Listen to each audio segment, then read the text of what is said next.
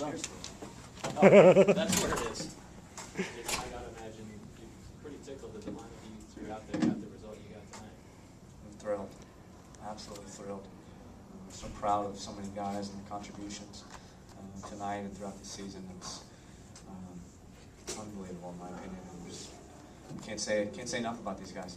Where do you feel like the match changed for you? Because it seemed like the first 15 or 20 minutes, guys were really getting used to one another and under pressure a lot. Yeah, I mean, I think that for me, a lot of the first half, we were a little bit tentative again. I thought there was more opportunities for us to play and possess the ball, and we weren't doing quite a good enough job of that. And as we know, they're an extremely talented team. I felt like we kept giving them the ball back, and then we would be under pressure. We'd get the ball, we'd give it back, we'd be under pressure. So I just felt like we needed to try to hold the ball up a little bit more. And then in the second half, the game obviously opened up, and I think a lot of that has to do with the scoreline. Them being down 1-0, I think they wanted to really throw things at us, and now there was more space and time for our guys to operate. Can you talk about the penalty kick?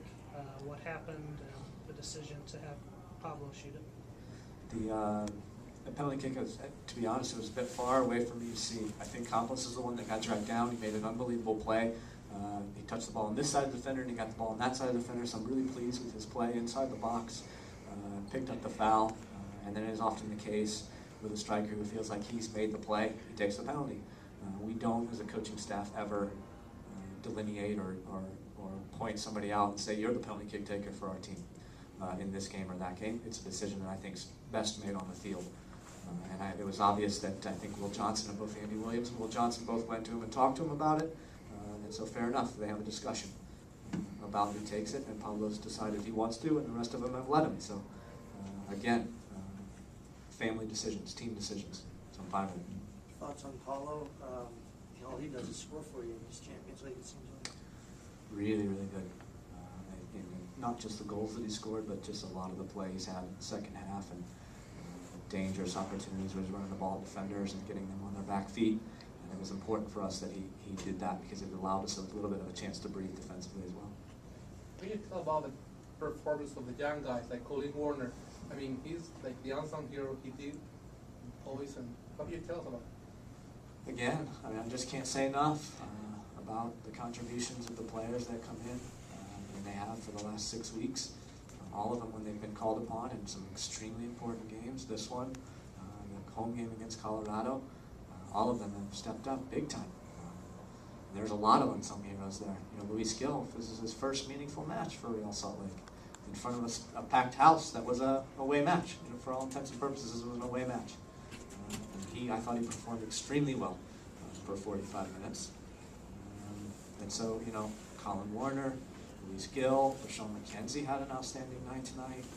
Gene Alexander made a lot of really important tackles for us tonight. And it goes on and on and on. And even the guys that, you know, the Andy Williams, Ned Grabbois, Will Johnson's playing right back for the first time ever. And done a real nice job. So just can't say enough about the players on our team right now. Jason, can you talk about that, about Will being put into that position? It's something that we've kicked around a lot, actually late in games. Thinking about, we've been in a lot of situations where we've maybe only have one defender in our 18, or we don't have any outside backs in our 18, and have always thought, you know, if in the games where he starts in the midfield, that he might be a nice option for us at right back in a pinch if we needed it within a match. And so yesterday, talking with Robbie Russell, that ankle injuries hasn't been great for him, so we decided why not. And Will was up for it. And credit to Will. Anytime you go to him and ask him if he wants to play any position on the field, the answer is an expletive yes. Talk about the effort of Kyle Rainish, who I thought made some really nice saves, well positioned all night. There's another player, another young player that doesn't have nearly the experience that a lot of the other players do, and in every game he's been called upon this year, he's been superb. And tonight he was a big important player for us. He made a couple of really important saves for us in the second half, especially. Jason, the second game in a row, Robbie Finley's coming off the bench. Within a few minutes, really contributed with an assist. Pretty similar plays, actually. Yeah. Is that maybe a sign in your mind that he's turning the corner a little bit, getting confidence back? Yeah. He looks a more confident player to me right now. When he steps in the matches for us late in the games, There's not a whole lot of indecision on his part. He's making good runs to get behind defenders. He's defending well for us. He's getting up for head balls. He's doing all the little things that are asked of him. And so I think he's headed in the right direction, which is important. I've said all along that I think if we're going to have a chance to win the championship, we're going to need Robbie Finley to contribute.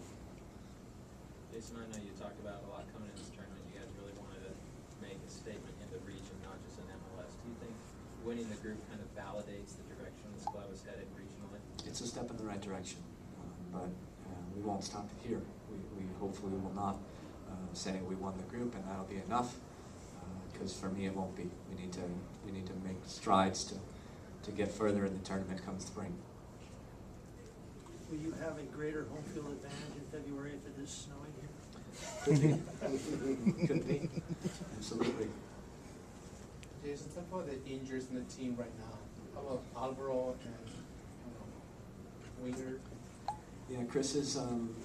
We hope he's progressing. It's been obviously a little slower than we thought. An injury that was basically kind of questionable as to whether he's going to play a week and a half ago against New York has now turned into something a bit more serious. So we hope that he's going to continue to make good strides, and we're hoping. The hope is right now that he'll be available for us this weekend. Robbie Russell's ankle injury, we think it's not a big deal. We expect that he'll be in training tomorrow.